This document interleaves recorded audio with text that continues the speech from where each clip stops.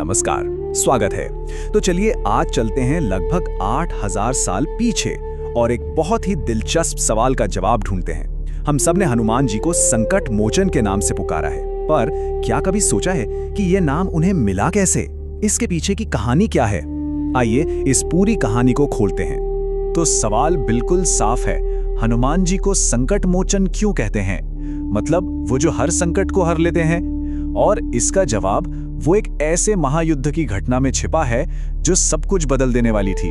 तो बात उस वक्त की है जब श्री राम और रावण की सेना के बीच एक भयंकर युद्ध छिड़ चुका था। रावण, आप समझिए, लगभग हार की कगार पर था। उसे समझ आ गया था कि अब सब कुछ खत्म होने वाला है, और तभी उसने अपना आखिरी पत्ता खेला। एक ऐसे राक्षस को जगाया जिसे हराना लगभग नामुमकिन माना जाता था। और ये कोई मामूली योद्धा नहीं था, ये तो एक चलता फिरता संकट था।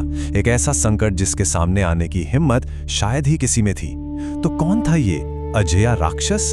इस संकट का नाम था कुंभकर्ण, रावण का विशालकाय भाई। अब इसकी कहानी भी बड़ी अजीब है। उसे ब्रह्मा जी से वरदान मिला था 6 महीने सोने का। और मजेदार बात तो ये है कि वो असल में इंद्रासन मांगना चाहता था, लेकिन कहते हैं ना, देवी सरस्वती के प्रभाव से जुबान ऐसी फिसली कि मुंह से निद्रासन निकल गया। उसको नींद से उठाना ही अपने आप में एक मिशन था, समझिए। दरअसल सिचुएशन ये थी कि रावण अपने सारे बड़े बड़े योद्धा गवा चुका था। उसे अब एहसास हो रहा था कि वानर सेना को कम समझना उसकी सबसे बड़ी गलती थी। तो बस बिल्कुल हताश होकर उसने अपने सोते हुए भाई को जगाने का फैसला किया। वही उसकी आखिरी उम्मीद जो बची थी।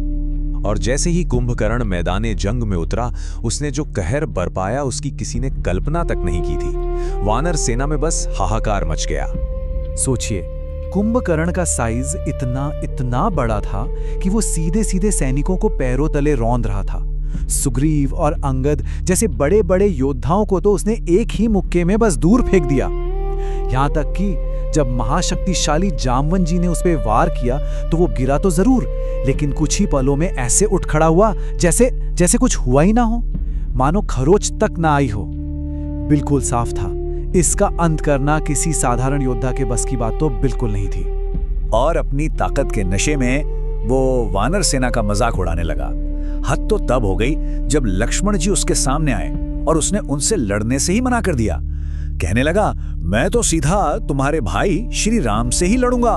तो जब सारे योद्धा फेल हो चुके थे,